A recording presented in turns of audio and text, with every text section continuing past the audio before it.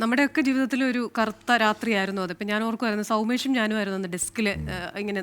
അപ്പോൾ നമ്മുടെ കയ്യിൽ വന്ന ലിസ്റ്റിൽ ഒരു കുഞ്ഞിൻ്റെ മരിച്ച പേരുണ്ട്. അപ്പോൾ കുഞ്ഞിൻ്റെ മുത്തശ്ശി നമ്മളെ വിളിക്കുകയാണ്, വിവരം എന്തെങ്കിലും ഉണ്ടോ എന്ന്. അപ്പോൾ നമുക്ക് പറയാൻ പറ്റില്ലല്ലോ. അപ്പോൾ നമ്മൾ ആ സമയത്ത് അനുഭവിക്കുന്ന ഒരു മാനസിക വിഷമം. ഇപ്പോഴും 60-ലധികം പേർ പരിക്കേറ്റവരുണ്ട്, വല്ലാതെ കിടന്നുപോയവരുണ്ട്. അങ്ങനെ ഒരു വല്ലാത്ത ദുരന്ത യാത്രയാണ്. നമ്മൾ നേരത്തെ പറയുന്നത്, അങ്ങനെ ആ ദുരന്തത്തിനിടയിലും നേരിയ വെള്ളിവെളിച്ചമായത് കൊണ്ടോട്ടിക്കാരുടെ ആ സ്നേഹമായിരുന്നു. അത് ലോകം മൊത്തം നോക്കിക്കണ്ട രക്ഷാദൗത്യമാണ്. ഇതൊക്കെയാണ് കേട്ടോ കേരള സ്റ്റോറി. കരിപ്പൂർ വിമാനാപകടത്തിൽ നിന്ന് തലനാരിഴയ്ക്ക് രക്ഷപ്പെട്ട ഒരാളുണ്ട്. പേര് വയനാട് ചീരാലിലാണ്. കിഴക്കേത് നൗഫലിന് അപകട സമയത്ത് പ്രായം 36 അപകടത്തിൽ ഗുരുതര പരിക്കേറ്റ നൗഫലിന്റെ ജീവിതത്തിലേക്കുള്ള തിരിച്ചുവരവ് അത്ഭുതകരമാണ്. 76 ദിവസമാണ് നൗഫൽ ആശുപത്രിയിൽ കഴിഞ്ഞത്. കരിപ്പൂർ വിമാനാപകടത്തിൽ ഗുരുതരമായി പരിക്കേറ്റ് ഏറ്റവും ഒടുവിൽ ആശുപത്രി വിട്ടയാളാണ് ചീരാൽ സ്വദേശിയായ നൗഫൽ. ആ ഓർമ്മകളിലൂടെ സഞ്ചരിക്കുകയാണ് ദുരന്ത വാർഷിക ദിനത്തിൽ നൗഫൽ. നമ്മളൊട്ടും പ്രതീക്ഷിക്കുന്നില്ല. നമ്മൾ പല പ്രാവശ്യം വന്നു പോയിട്ടുള്ളതാണ്. പക്ഷെ അന്നത്തെ പറഞ്ഞാൽ നമ്മൾ വരുമ്പോൾ നമ്മളൊരു ഭീകരാന്തരീക്ഷമായിരുന്നു. വരുമ്പോൾ തന്നെ ആർക്കും ഒരു ഹാപ്പിനെസ് ഇല്ല.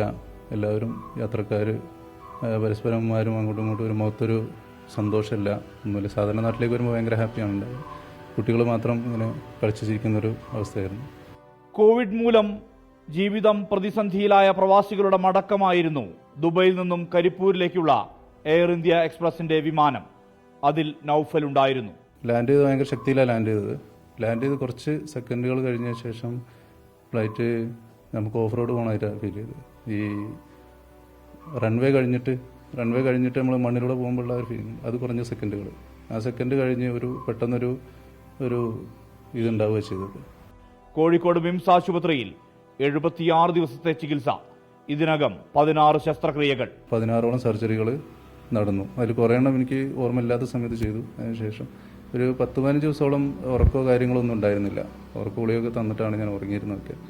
അല്ലാത്തൊരവസ്ഥയായിരുന്നു.